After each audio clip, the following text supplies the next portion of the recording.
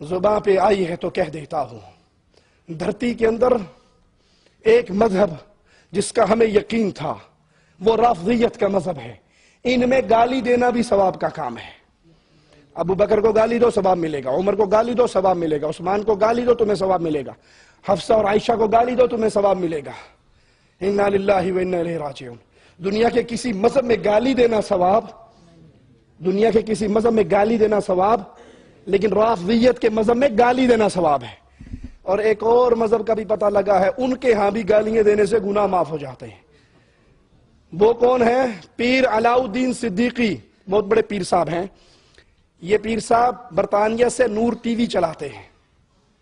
یہ برطانیہ سے نور ٹی وی جو چلتا ہے، جس کے اندر نور نہیں ہوتا، شرک کے اندھیرے ہوتے ہیں، اس کو پیر علاؤالدین صدیقی صاحب چلاتے ہیں۔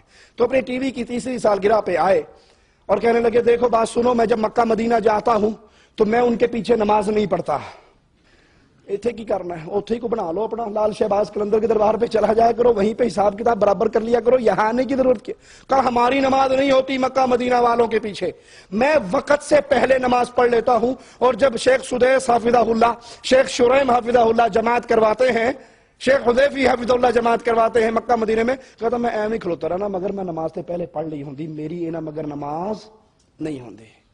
ہم کہتے ہیں نصیب کی بات ہے، کوئی برطانیہ سے مکہ آ کر بھی بدنصیب رہتا ہے، کوئی مری سے مدینہ آ کر بھی بدنصیب رہتا ہے، اس کی قسمت میں نہیں ہے۔ اللہ کہتا جیسا مشرک آیا تھا ویسے ہی واپس جا، ادھر سے پاک اور معافی نہیں ملے گی۔ خیر، اپنا واقعہ سناتے ہیں، کہتے میں مکہ میں تھا تو ایک نے آ کر مجھے کہا کہ میں بیت اللہ کا طواف کرنے لگا ہوں، مجھے دعائیں نہیں آتی، طواف کرتے ہوئے کیا دعائیں مانگنی ہیں مجھے نہیں آتی۔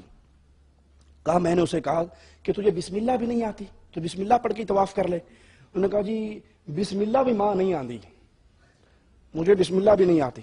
کہا کوئی بات نہیں، پھر تم طواف کرو اور رمل کے پہلے 3 چکر رمل ادھر اچھل چل کے نا، اور پورے طواف میں وہابیوں کو گالیاں دیتے جاؤ۔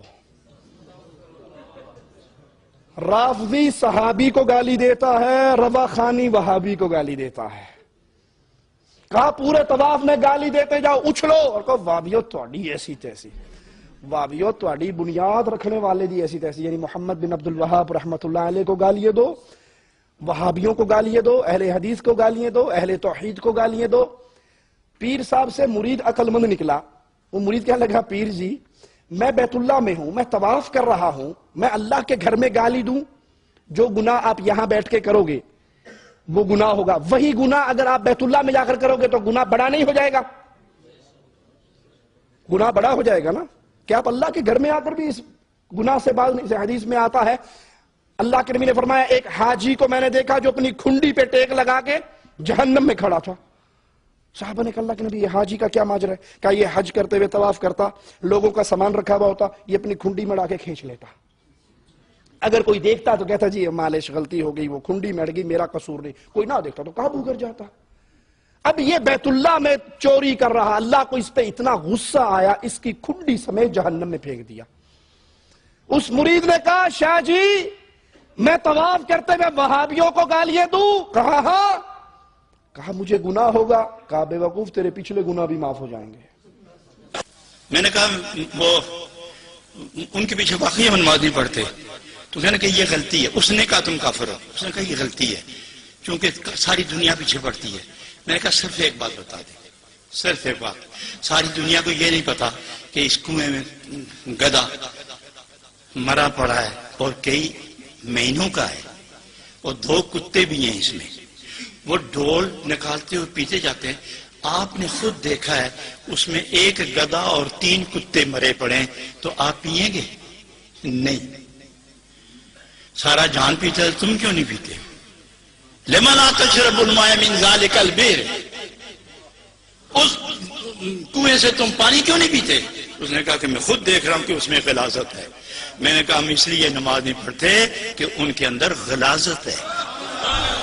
میں جاتا ہوں، حضرات لوگ سنتیں پڑھتے ہیں، وقت سے پہلے میں سنتیں پڑھ لیتا ہوں، وقت سے پہلے فرض بھی پڑھ لیتا ہوں، ان کے ساتھ ویسے ہی کھڑا ہو جاتا ہوں۔ اور میں ایک دوسری گل دساں، گل سن چنگی نہیں لگ سی لیکن چونکہ میری گل ہے، اور ان میں پردہ نہیں چھوڑتا، ان میں دستہ جانا کہتا ہوں۔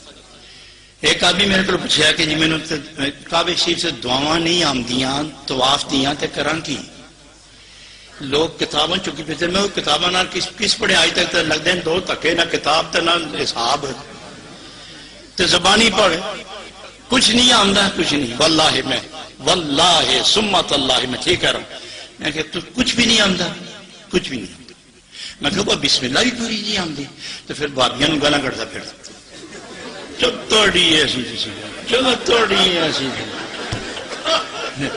تو پہلے رمل ترے رمل ہونے کے اچھل دے دوڑ دے تو بھی اسے کہتا نہ گانا کر دیا، توڑی بنیاد رکھن والے دی ایسی، دیکھیں یہ تو پھر گناہ اسی میں ہے، گناہ نہیں ہونے لگا تیرے پچھلے معاف ہو سن کہ اللہ فرشتے نے کیسی یہ سیان گیا میرے تے میرے نبی دے دشمنوں معاف کرو اس میں۔ حضرات اب میں پھر اعلان ببانگے دخل بڑے وثوق اور اعتماد کے ساتھ کہتا ہوں، میرا وہی عقیدہ ہے جو قبلہ پیر عرفان شاہ صاحب۔ لیکن وہابیت کے ساتھ اتفاق کرنا، شیعت کے ساتھ اتفاق کرنا اپنی قیامت کو غرق کرنے والی بات ہے۔ تو رافضیت صحابہ کو گالیاں دیتی ہے، ثواب کی امید رکھتی ہے، بریلویت وہابیوں کو گالیاں دیتی ہے، وہ بھی بیت اللہ میں جا کر طواف کرتے گئے اور امید رکھتی ہے کہ جناب ہمارے اگلے پچھلے سارے گناہ معاف ہو جائیں گے۔ انا للہ و انا الیہ راجعون۔